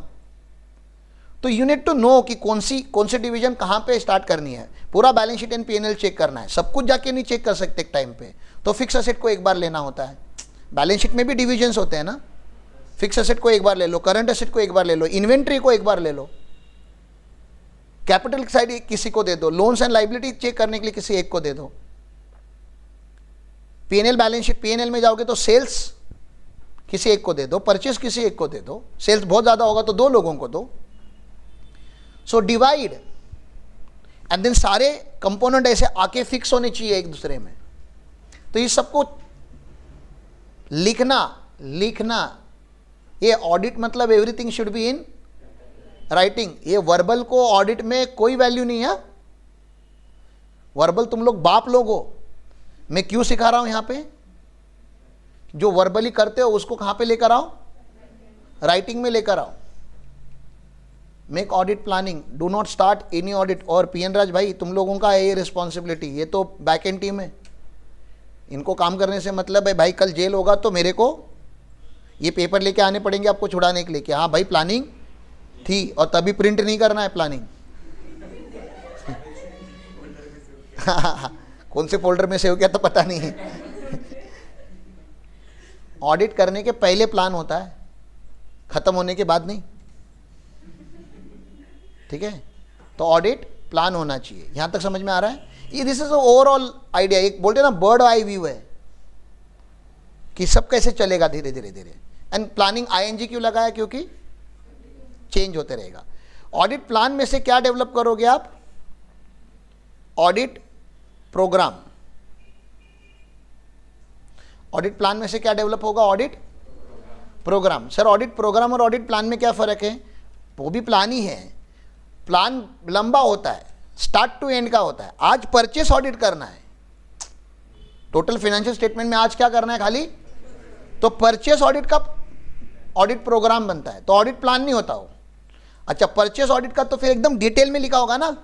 Purchase audit जब करने जा रहे हो तो क्या क्या चेक करोगे? अभी हर ऑर्गेनाइजेशन में अलग अलग चीजें होगी ना। कोई कैशू इंडस्ट्री तो उधर काजू चेक करेगा ना, उधर पेट्रोल नहीं चेक करेगा। तो बताने का ना कि काजू कैसे एक एक काउंट करेगा। अरे किसी ट्रैक्टर ऑडिट करने के तो ट्रैक्टर काउंट किया तुमने, 1 2 3 4, हाँ इनके पास 15 ट्रैक्टर परचेस हुए। काजू कैसे काउंट करेगा? 1 2 3 4 5। हाँ, वेट में करेगा ना, टन में करेगा या केजीज में करेगा, तो पता होना चाहिए। तो एकदम डिटेल ऑडिट प्लानिंग में इतना सब लिखते हैं क्या हम लोग कि ये लीटर में काउंट करने का, ये केजी में काउंट करने का? नहीं, वो ऑडिट प्लानिंग में नहीं, वो तो जनरल ऑडिट होता है। और यहां पे क्या होता है? ऑडिट प्रोग्राम इन डेप्थ आपको बताया जाता है कि आपका ऑब्जेक्टिव क्या है आज। What is your objective, what do we expect at the end of the audit. क्या निकाल के लाओगे आप हमारे लिए? तो परचेस ऑडिट में क्या निकाल के लाओगे? जीएसटी के महान लोगों बताओ, किसी भी कंपनी का परचेस ऑडिट करने जा रहे हो, क्या क्या चेक करोगे? अभी इनपुट दो प्लीज, नहीं तो जूता फेंक के मारूंगा। पेन ही नहीं है मैंने। हाँ है नहीं, सच में नहीं। Here in safe zone. हाँ, बाहर से मंगा सकता हूं मैं। अरे बाबा, किसी भी कंपनी का परचेस ऑडिट करने जा रहे हो, ऑब्वियसली परचेस ऑडिट करने जा रहे हो मतलब उसकी फाइनेंशियल स्टेटमेंट में का वो एक बहुत इंपॉर्टेंट नंबर है। अरे 10 करोड़ का टर्नओवर है किसी कंपनी का, 8 करोड़ का परचेस है, तो किसके ऊपर फोकस करोगे? स्टाफ वेलफेयर एक्सपेंसेस किसने कितने समोसे खाए? हाँ, परचेस ऑडिट करोगे ना। अरे एक सब्सटेंशियल नंबर है ना वो। 80% of PNL goes to the purchase. तो स्टार्टिंग कहां से करो? परचेस से ना, परचेस ऑडिट से। तो ऑडिट प्लान बना के करना तो सब कुछ है, बैलेंस शीट भी सब कुछ चेक करना है हमें, कैश बैलेंस भी चेक करना है, लेकिन यार अभी परचेस ऑडिट करने जा रहे हो, 80% ऑफ द पीएनएल है वो, तो बहुत इंपॉर्टेंट है। एक आइटम तो परचेस नहीं करता होगा, हंड्रेड्स ऑफ आइटम परचेस करता होगा। तो बताइए कैसे परचेस करो, कि परचेस ऑडिट कैसे करोगे, प्रोग्राम कैसे बनाओगे, क्या क्या डिस्कशन कैसे करोगे? लेट डिस्कस ना, let's make it interactive. Develop the program for purchase audit. बताओ क्या करना चाहिए? पहले तो परचेस लेजर ले, नालायक लोग, क्या परचेस करता है वो तो देखो। तो पहला अकाउंटिंग सिस्टम लो उसका, उससे क्या मंगा लो? अरे परचेस का पूरा एक्सेल एक्सपोर्ट करो ना, फिर उसमें आइटम को ये करो, high value to low value करो कि बाबा हाई परचेस कौन सा चल रहा है। तो सैम्पलिंग करने के डिसीजन लिया हमने। तो सैम्पलिंग में क्या करेंगे? हाई वैल्यू के कुछ आइटम उठाएंगे, एवरेज वैल्यू के कुछ आइटम उठाएंगे और लो वैल्यू के कुछ आइटम उठाएंगे, चलो ये हो गया, तो उठाएंगे और क्या करेंगे? अभी परचेस का प्रोसीजर, इंटरनल कंट्रोल पूछना है उनको कि आप परचेस कैसे करते हो। ऐसे तो नहीं ना कि आज मन में आता होगा आज ये परचेस कर लेता हूं, तो बहुत घटिया सिस्टम है आपका। परचेस करने का कोई सिस्टम होगा ना आपका। जो माल ऑलरेडी है वही क्यों परचेस कर रहे हो? जो खत्म हुआ है उसको करना होगा। तो रीऑर्डर लेवल क्या है आपकी? फिक्स पार्टी से परचेस करते हो कि अलग अलग पार्टी से परचेस करते हो? तो पार्टी सिलेक्शन प्रोसेस क्या है आपकी? वेंडर सिलेक्शन प्रोसेस क्या है? पूछना पड़ेगा ना उनको आपको। तो कुछ वर्बल होगा, कुछ रिटर्न होगा। मैं नहीं बता रहा वो लोग हर एक चीज रिटर्न होगी, लेकिन सिस्टम तो होगा ना। अरे जो 10-12 करोड़ का परचेस कर रहा है साल में, उसका कुछ ना कुछ तो सिस्टम तो होगा ना। ऐसे तो पूछो उसको कि क्या है वो, ठीक है। फिर ऐसे समझ लिया, आपने समझा। एक परचेस मैनेजर है, उसको अथॉरिटी है, वो 3 कोटेशन लेता है, 3 में का बेस्ट कोटेशन सिलेक्ट करता है, फिर पीओ रेज होता है, और फिर वहाँ से माल आता है, फिर वहाँ से वो डिलीवरी चालान आता है, डिलीवरी चालान के बाद वो इनवॉइस आता है, इनवॉइस आने के बाद तो डॉक्यूमेंट क्या क्या बनते हैं आपको क्या समझना पड़ेगा फिर? What are the document involve in the total procedure. तो आप ऐसे नहीं लिखोगे step 1, step 2, step 3, step 4, step 5, steps में लिखना पड़ेगा ना आपको कि परचेस का ओरिजिन कहाँ पे होता है, और पार्टी का पेमेंट जब होगा तब ये सारा सिस्टम एंड होता है। समझ में आ रहा है?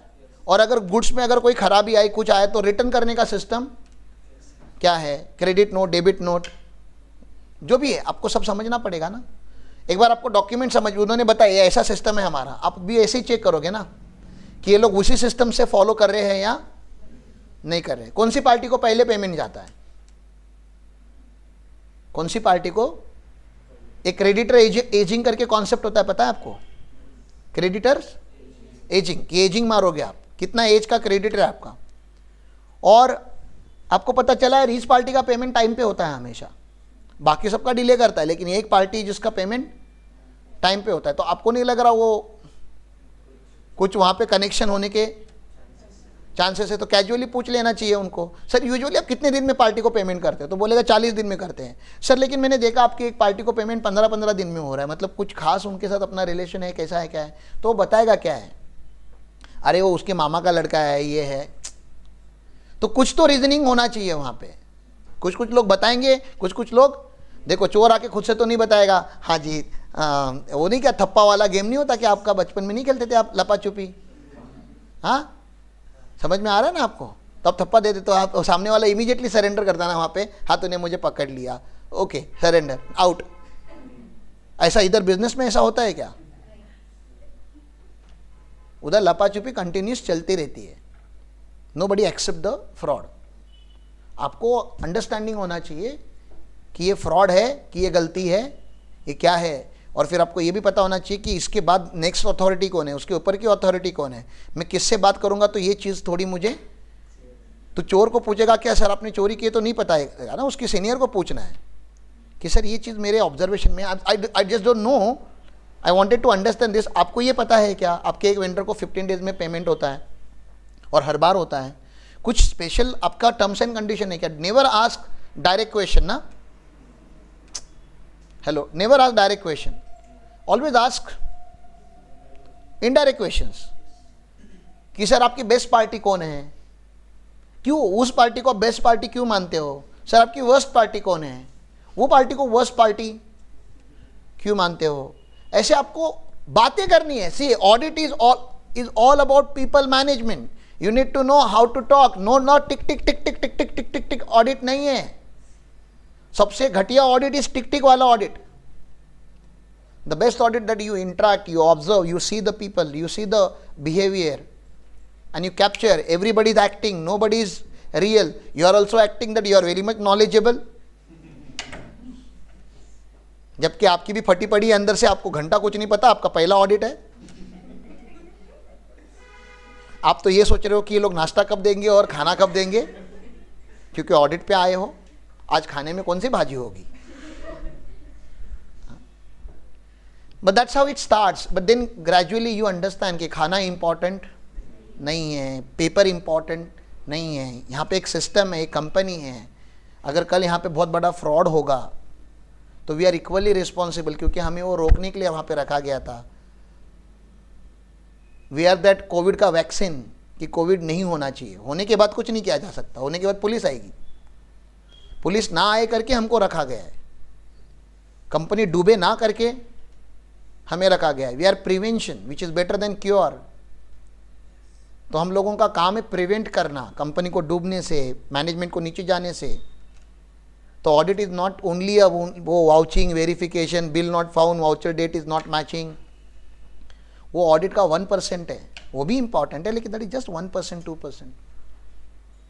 Mainly when you are sitting as a auditor with a client, you are in a position of Krishna in Mahabharata, और वो सामने अर्जुन है, और अब आपके हाथ में है कि अर्जुन वॉर जीतेगा, हारेगा, मरेगा, जिएगा, ये अर्जुन के हाथ में है। समझ में आ रहा है? सॉरी, कृष्ण के हाथ में है, अर्जुन के हाथ में नहीं है। अर्जुन तो पागल है। आप एडवाइजर हो, your job is to give advice, suggestions, opinion. Enforce नहीं कर सकते हम कुछ भी, we can not enforce, we can not force client ये करना ही पड़ेगा, नहीं। वो विजय मानी कभी कभी हमारे वैसे एक्टिवेट हो जाते हैं। ही ओवर पावर्स। डिसीजन बिजनेस की है, आपका काम है पोलाइट ओपिनियन। पोलाइट, बहुत अंडरलाइन द वर्ड। कभी कभी हम ओपिनियन ऐसा देते हैं कि सामने वाले को लगता है कि ऑर्डर दे रहे हैं। Do not give orders, you are nobody, technically you are nobody, but you know you are everybody. ठीक है ना? कृष्ण का रोल समझता है ना महाभारत में कैसा था? He did nothing but he did everything and he did not force anything. हाँ, कभी कभी आवाज उठानी उतना करना पड़ता है, तो वो आपको चेक करना है। तो that is audit program. Program clear है? ऑडिट प्रोग्राम भी कहां बनता है? हमारे ऑफिस में कि क्लाइंट के ऑफिस में? हमारे ऑफिस में, ठीक है ना? बनना चाहिए। आप लोग क्या करते हो पता है? आपका ना कोई प्लान है, ना कोई प्रोग्राम है। आपको कोई बोल देता है आज ऑडिट पे जाने का है, आप वहाँ से सोचना खाना क्या खाना मिलेगा आज। You are not thinking about what is audit planning, what is my scope of audit, how the report should look like, sir please give me some insight about the client. आप you are not talking about that.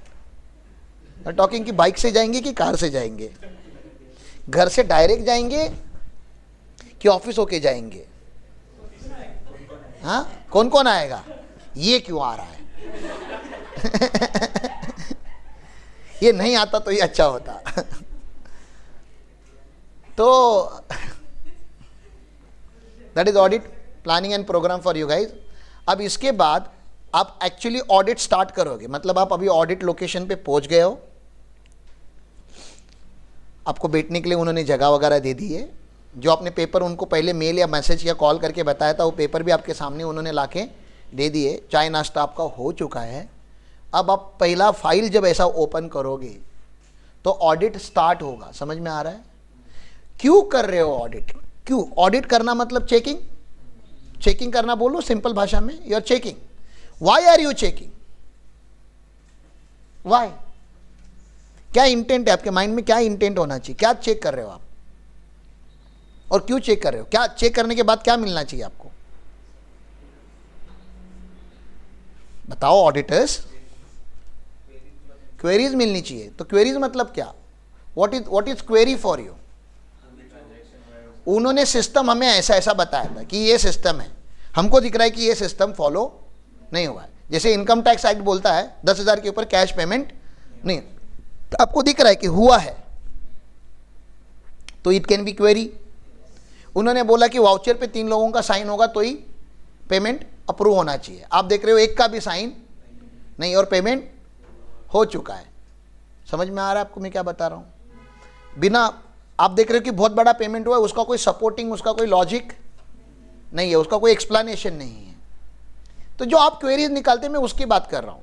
तो आपने query निकालना चालू किया, समझ में आ रहा है? उसको हम बोलते हैं ऑडिट एविडेंस। क्वेरी नहीं है वो भी आपको पता होना चाहिए। क्वेरी नहीं मतलब अच्छे लोग हैं ना, तो क्लाइंट अच्छा है, क्लाइंट बुरा है, सिस्टम अच्छा है, सिस्टम बुरा है, कुछ भी बोलोगे उसका हमको क्या चाहिए?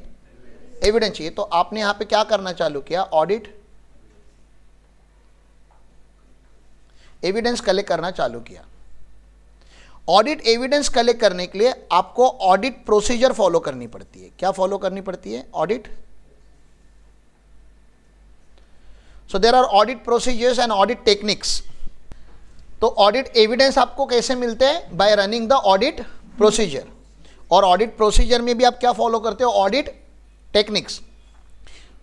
तो ऑडिट प्रोसीजर मतलब risk assessment procedure, further audit procedure, ऐसे में बताऊंगा आपको, रैफ फैप करके ऐसा कुछ है, ठीक है ना। ऑडिट टेक्निक ऑडिट प्रोसीजर में आगे बताऊंगा, इतना जरूर। ऑडिट टेक्निक्स मतलब क्या? तो ऑडिट टेक्निक्स मतलब इंक्वायरी। इंक्वायरी करना मतलब क्या करना? बात करना ना। आप इंक्वायर कर रहे हो, आपने डायरेक्टली किसी को चोर बोलना है क्या? अरे सर यहाँ पे साइन नहीं है, चोरी किया आपने। अरे भाई वो बताएगा उस दिन साइन नहीं हुआ था, वो नहीं थे, सब लोग प्रोग्राम में गए थे, इमरजेंसी था। तो आप क्या करोगे? अरे क्या करोगे? इंक्वायर, ठीक है ना। आप कुछ चीज़ों को ऑब्जर्व करोगे। वहाँ पे ऑडिट पे जाते हो तो आँख कान नाक मुंह बंद रखना है, बाकी सब खुला रखना है। समझ में आ रहा है आपको? ऑडिट पे जाने के बाद क्या बंद रखना होता है? मुंह बंद रखना होता है। और क्या खुला रखना होता है? आँख कान। सुनना है वहाँ पे क्या चालू है, कैसा बिजनेस कर रहे हैं, देखना है क्या करते हैं। वहाँ से आपको पता चलेगा कि ये लोग अच्छे लोग हैं, बुरे लोग हैं, क्या है, कैसा है। ऑब्जर्व करना है, एब्जॉर्ब करना है वहाँ पे। समझ में आ रहा है? तो observation is the audit technique, inquiry is the audit technique, vouching verification is the audit technique. तो ऐसी चीज़ें आपको चेक करनी पड़ती है। आपको अलग अलग एनालिटिकल रिव्यू करके कुछ होता है, रेशियो एनालिसिस करना पड़ता है आपको। ये एजिंग वगैरह जो मैं बता रहा था ना, एजिंग मारनी पड़ती है, that is analytical review. You know certain formulas in Excel. Excel will never lie, people may lie, data will not lie ना। समझ में आ रहा है आपको? ऑडिट एविडेंस हमेशा सही होना चाहिए। सर थोड़ा सा ऑडिट करके आऊंगा, चलेगा क्या? ऑडिट एविडेंस कैसे होना चाहिए? हमेशा साई, साई, साई, जैसा भी आप प्रोनाउंस करना चाहते हो, SAAE। तो कितना ऑडिट इज इनफ? तो इन्होंने बोला sufficient and appropriate audit evidence होना चाहिए। ऑडिट एविडेंस कैसा होना चाहिए? Sufficient and appropriate. तो इसमें दो वर्ड है, एक वर्ड है सफिशिएंट एंड एक वर्ड है अप्रोप्रिएट। एक वर्ड क्या है? सफिशिएंट, और एक वर्ड क्या है? अप्रोप्रिएट। सफिशिएंट मतलब क्वांटिटी की बात कर रहे हो आप, क्वांटिटी कि कितना क्वांटिटी इज इनफ क्वांटिटी। तो 1000 वाउचर है, सारे चेक करोगे? 1000 वाउचर है, 10 ही चेक करके आए, क्या लग रहा है आपको? सफिशिएंट था? नहीं, 200-300 तो करो कम से कम, 20-30%, एक आइडिया आने के लिए कि ये जेन्युइन है या नहीं है। 200-300 करने के बाद तो आपको समझ में आना चाहिए ना। 200-300 करने के बाद तो आप डिसीजन लेने चाहिए कि ये सिस्टमैटिकली जा रहा है कि सिस्टम के बाहर जा रहा है। सिस्टम के बाहर जा रहा है तो फिर आपको सैंपल साइज और बढ़ाना पड़ेगा। आपने 300 चेक किया, आपको लगा नहीं मोटा मोटी तो ठीक है, जाने दो, तो ड्रॉप करो, वो लेजर ड्रॉप करो, अभी नेक्स्ट लेजर पे जाओ। हेलो, आपको समझ रहे सफिशिएंट मतलब क्या होता है? अप्रोप्रिएट मतलब क्या? अप्रोप्रिएट मतलब क्वालिटी। अप्रोप्रिएट मतलब क्वालिटी। सर मैंने क्या किया ना, परचेस का पूरा लिस्ट निकाला और उसमें कि 4 बड़े वेंडर है ना सर, उसका पूरा ऑडिट कर दिया, और बाकी सारे जो 150 वेंडर थे ना उसका ऑडिट ही नहीं किया, क्योंकि 4 वेंडर में ना मैक्सिमम कवर हो गया। सर ये अप्रोप्रिएट नहीं है। आपको किसने बोला बड़े वेंडर के साथ ही चोरी होती है? पता है आपको? बड़े वेंडर्स के साथ चोरी नहीं होती, बड़े आइटम के साथ चोरी नहीं होती। एक किसी स्टेशनरी एंड हार्डवेयर की दुकान ने मुझे ये बताया था कि सर जब भी आप इलेक्ट्रिकल आइटम लेते हो ना, तो आप वायर का रेट 50 दुकान में पूछते हो, क्योंकि वायर बड़ा आइटम होता है। तो आपको लगता है कि वायर में पैसा बचाऊंगा मैं, तो आप जाके दुकान में क्या पूछते हो? वायर का रेट। तो वो जो दुकान वाला था ना, वो बोलता था कि मैं वायर का रेट ना हमेशा कम ही रखता हूँ सर मार्केट से, ताकि लोग मेरे पास क्या खरीदे? वायर में मैं ज़्यादा नहीं कमाता। बाकी लोग वायर में भी कमाना चाहते, मैं वायर में कमाता नहीं सर, वायर में बहुत कम कमाता हूँ। लेकिन जो बंदा मेरे से वायर लेता है ना सर, अब वो nut bolt, screwdriver, tape, समझ रहे हैं? मतलब वायर छोड़ के बाकी का आइटम, क्योंकि आपको आदत लग गई ना उस शॉप में। आपका अजम्पशन क्या हो गया? इस बंदे ने मार्केट से मुझे वायर सस्ता दिया। अभी आपका बाय डिफॉल्ट अजम्पशन क्या है? बाकी आइटम भी सस्ते देगा, अच्छा इंसान है। वो बोलता है मैं बाकी आइटम धुआंधार प्राइस पे बेचता हूँ सर। मतलब जो टेप मार्केट में 10 रुपए की मिलती है, मैं 15 रुपए की, 20 रुपए की बेचता हूँ, double than the market, but nobody is concern, क्योंकि 10-20 रुपए का आइटम है ना। कोई इंक्वायरी नहीं करता बाहर जाके, तो ऐसा नहीं है कि बड़े बड़े जगहों पे ही फ्रॉड होते हैं। तो आपका सैंपल कॉम्प्रहेंसिव होना चाहिए। अच्छा, ये मैं बता रहा हूं क्योंकि मुझे लग रहा है कि उस सिचुएशन में वो करना जरूरी है। पता चला यार कोई एक 100-200 रुपए का भी तुमने ऑडिट करके आ गए, क्या मतलब है? तो मटेरियलिटी, कॉमन सेंस ये लेके जाना है। अकाउंटिंग करने के टाइम पे आप ये सब यहाँ पे रखते हो, बंद रखते हो, ठीक है ना। ऑफिस में आते हो, कबर्ड में अपना ब्रेन बंद रखते हो, फिर अकाउंटिंग चालू करते हो, धड़ धड़ धड़ धड़ धड़। ऑडिट के टाइम पे the most important item is not calculator that you should carry with you. It's not green pen and red pen, it's not notebook, it's not your bag. The most important item that you should take to the audit is your brain. तो जो audit manager है वो सब पूछेगा, भाई तुम लोगों का ब्रेन लाया ना तुम लोगों ने, क्योंकि आज उसको यूज करना है। निकालो उसको, मतलब वो फिक्स डिपॉजिट में से बाहर। Use your brain, use your common sense, use your all senses in fact, ठीक है ना। तो sufficient and appropriate audit evidence आएगा, ठीक है। ऑडिट एविडेंस के बाद आप क्या करोगे? एविडेंस आने के बाद आप एविडेंस के बेसिस पे आप एक ओपिनियन फॉर्म करोगे। क्या फॉर्म करोगे आप? अरे ओपिनियन पूछूंगा ना मैं आपको, आप जब ऑडिट करके आओगे तो मैं आपको क्या पूछूंगा? What was your opinion today? Opinion मतलब समझते हो ना, तुमचे मत। How was the audit? बोलोगे सर अच्छा था, क्लाइंट अच्छा है, सब सिस्टम में है, हमने उसके एविडेंस भी लाए, वी डिड द ऑडिट, छोटे मोटे करेक्शन थे जो हमने उनको बता दिए। That is one feeling. Second feeling, audit कैसा था? सब चोर है। हाँ, ओनर का बेटा ही चोर है। होता है कभी कभी, ओनर का बेटा ही चोर होता है, पार्टनर ही चोर है, क्योंकि जिसको अथॉरिटी है चोरी वही करता है। तो दो फीलिंग आपकी होगी ना। आपका ओपिनियन होगा, बैलेंस शीट, सर इस बैलेंस शीट पे साइन मत करो सर, जेल पक्का है सर। बिस्किट कौन सा खाओगे वो बताओ, क्योंकि अंदर जाओगे तो मैं लेकर आएगा ना वैसा। और तो होता है सर अच्छा क्लाइंट है, बहुत अच्छा क्लाइंट है, सब सिस्टमैटिक है, सब कुछ ठीक था। सब कुछ ठीक था मतलब देखो, सब कुछ ऐसा दुनिया में किधर भी ठीक नहीं होता। सब कुछ मतलब largely things were in line, largely कोई बहुत बड़ा फ्रॉड नहीं हो रहा है। लकीली हमारे पास उतने बड़े क्लाइंट ही नहीं है जहां पे बहुत बड़ा फ्रॉड होने वाला है। कुछ थे न, उनको हमने छोड़ दिया है। आप लोगों की रिस्पॉन्सिबिलिटी आके मुझे बताना कि ओपिनियन क्या है आपका। वैसे ऑडिट ओपिनियन करके अलग से चैप्टर है, लेकिन ओपिनियन मैं जो मांग रहा हूं समझ में आ रहा है ना आपको, कि मैं इधर साइन करूं कि ना करूं, आपका क्या ओपिनियन है? आप बोलोगे आप सही हो, आप समझो ना, करना है। अरे ऑडिट तो तूने किया ना।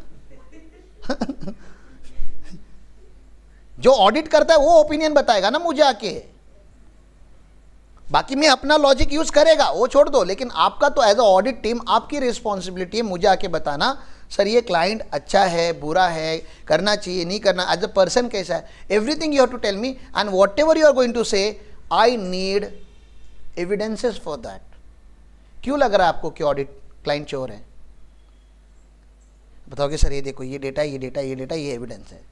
फिर मैं आपको पूछूंगा क्यों लग रहा है कि आपको क्लाइंट चोर नहीं है, या अच्छा क्लाइंट है, यहाँ पे कुछ गड़बड़ नहीं है, कोई फ्रॉड नहीं हो रहा है। तो बताओगे सर ये एविडेंस है, इतना ऑडिट किया, 1000 वाउचर चेक किए, कुछ भी नहीं मिला, तो ठीक ही है।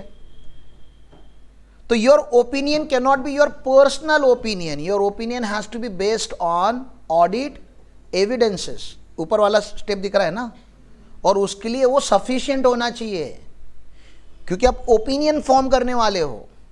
क्लियर है? और एक बार आपने ओपिनियन फॉर्म किया तो मैं आपको बोलूंगा ठीक है ये सबका क्या बना के दे दो, ऑडिट रिपोर्ट बना दो, और फिर यहां पे काम खत्म हो जाता है हमारा। ऑडिट रिपोर्ट, ऑडिट रिपोर्ट के लिए मैं आपको एसे 700, एसे 705 एंड एसे 706 पढ़ाऊंगा। They something called SA, standards on auditing. तो मॉडिफाइड, अनमॉडिफाइड रिपोर्ट करके कुछ होता है। मॉडिफाइड में भी qualified, adverse and disclaimer of opinion, ऐसे कुछ ओपिनियंस होते हैं। I am intentionally not going into technical terms, I am keeping myself away from the technical terms. As a CA I can use thousands of technical terms that you people will not understand. The objective of this session is to make you understand कि real life में audit कैसे होता है। मैं exam के लिए नहीं पढ़ा रहा हूं आपको कि हाँ ये लिखोगे तो आप पास हो जाओगे। मैं इधर ऑफिस में क्या करने का वो पढ़ा रहा है।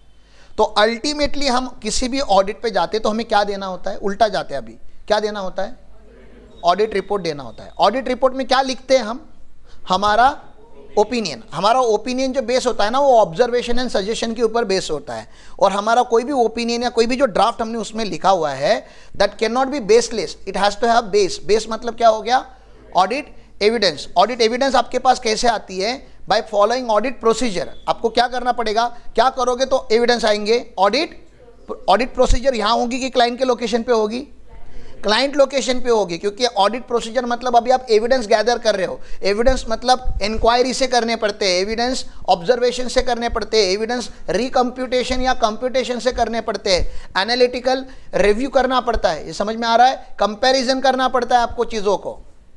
तो एविडेंस निकालने की कुछ टेक्निक्स होती है, उनको ऑडिट टेक्निक्स बोला जाता है।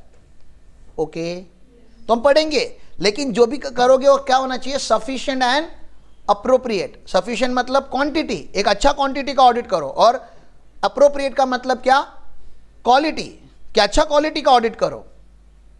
हेलो, एविडेंस आ गया आपके पास। एविडेंस क्यों आए, क्योंकि आपने प्रोग्राम अच्छा बनाया था। प्रोग्राम मतलब क्या, आज क्या करना है, डिटेल प्लान, तू क्या करेगा, मैं क्या करेगा, हम रिपोर्ट किसको करेंगे, किससे कांटेक्ट करना है, किससे इन्फॉर्म करना है। तो प्रोग्राम बहुत डिटेल में होता है। और एक नया क्लाइंट आए तो ओवरऑल क्या बनना चाहिए, प्रोग्राम बनने से पहले क्या बनना चाहिए था, प्लानिंग विथ नॉलेज होना चाहिए, कि ऐसा रैंडमली इसका कॉपी करो और उसको चिपका दो, ऐसा होना चाहिए। विथ नॉलेज होना चाहिए। नॉलेज आने के लिए आपको क्या करना चाहिए, बहुत ज़्यादा रीडिंग करनी चाहिए क्लाइंट के बारे में, तो नॉलेज ऑफ अ बिजनेस होना चाहिए। उसका अकाउंटिंग प्रोसीजर, आपको उसका जो भी सिस्टम है वो समझ में आना चाहिए अकाउंटिंग का। And internal control system, most importantly, उस हर बिजनेस में कुछ रिस्क होती है, वो रिस्क को कम करने के लिए ओनर ने खुद ही क्या लगा के रखे होते हैं, बहुत सारे कंट्रोल लगाए होते हैं। वो कंट्रोल से भी कुछ चीजें स्केप होती है, उसको ऑडिटर को पकड़ना होता है। तो पहले उसको कंट्रोल समझो कि वो कैसे कंट्रोल करता है। फ्रॉड होता है तो वो कैसे, उसके बिजनेस में कभी चोरी हुई है क्या, फाइनेंशियल या कोई भी फिजिकल, समझ में आ रहा है आपको। और ये सब करने से पहले आपको अपॉइंट करना जरूरी है, और अपॉइंट करने के लिए आपका क्वालिफिकेशन होना जरूरी है। आप डिस्क्वालीफाइड नहीं होने चाहिए, आपको स्कोप ऑफ ऑडिट पता होना चाहिए, और आप दोनों के बीच में एंगेजमेंट लेटर होना चाहिए। क्वालिफाइड होने के लिए आपको सीए होना जरूरी है, अगर हम स्टैट्यूटरी ऑडिट और टैक्स ऑडिट की बात कर रहे हैं। सेक्रेटरी ऑडिट के लिए सीएस होना जरूरी है, कॉस्ट ऑडिट के लिए सीएमए होना जरूरी है। उसके पहले ग्रेजुएशन कंप्लीट होना चाहिए, उसके पहले 12th कंप्लीट होना चाहिए, उसके पहले 10th कंप्लीट होना चाहिए, उसके पहले स्कूल जाना चाहिए, उसके पहले पैदा होना चाहिए। तो जहां से देखो कहां से शुरू होता है। हाँ, क्लियर है ऑडिट प्रोसीजर, पक्का। कुछ डाउट है तो पूछो आप लोगों के, because you guys are going on audit. क्या, sufficient and appropriate audit evidence. Audit evidence हमेशा कैसे होनी चाहिए, सफिशिएंट एंड अप्रोप्रिएट होनी चाहिए। वो मतलब मुझे यहाँ पे पूरा ही लिखना चाहिए था, sufficient and appropriate audit evidence, लेकिन मैंने शॉर्ट टर्म यूज किया ऑडिट एविडेंस। उसका एक्सटेंडेड टर्म क्या है, sufficient and appropriate audit evidence. तो ऑडिट एविडेंस हमेशा सफिशिएंट होनी चाहिए, मतलब क्वांटिटी अच्छी खासी होनी चाहिए। 1 लाख वाउचर में से कम 10,000 तो चेक करो, 10% तो चेक करो। तो कितने चेक करने वो आपके ऊपर डिसीजन होता है। सर 30% राइट है कि 40%, मैं नहीं बता सकता। 4 बिल्डिंग परचेस किया है क्लाइंट ने, सैंपलिंग लगाओगे उसको, अभी 4 बिल्डिंग का तो पूरा डेटा देख लो ना। हाँ, 40,000 छोटे मोटे परचेस वाउचर है, अभी कितना टक्का, 10% आपने बोला, शायद 5% भी ठीक था, शायद 15% भी ठीक था। तो पहला ठीक कितना, वो पहले स्टेप, अच्छा step 1 is not a last step, पहला आपको 5% करना पड़ा।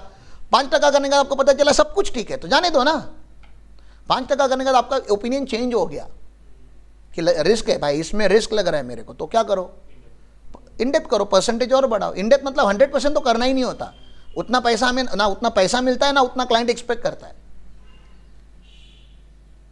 मैं क्लाइंट को 50 वाउचर पे लिख दूं कि डेट नॉट मैच, या एक जनरल क्वेरी लिख दूं, सर आपके यहाँ पे वाउचर ऐसे बनते हैं जिसके ऊपर डेट मैच नहीं होता, और 5 एग्जाम्पल दे दिए और बोला ऐसे बहुत सारे हैं, हो गया ना। मैं क्यों सारा निकाल के दूं, उसका अकाउंटेंट करेगा ना वो चीज़। उसका भी तो एक सिस्टम है ना अपना, और उनको बिठा के डांट लगाएंगे ना, फिर हम नहीं लगवाएंगे, हम बोलेंगे ये रिपोर्ट है, ये लोग है, ये लो डांटो, हम नहीं। तो auditors are watchdog, they are not bloodhound. ये दोनों कुत्तों की कैटेगरी है। बहुत ही रॉ लैंग्वेज में अगर बात करो तो ऑडिटर भौंकने वाला कुत्ता होता है, काटने वाला नहीं। काटने वाला कुत्ता मैनेजमेंट होता है। You are not a management, you are not a trustees, you are not a board of directors.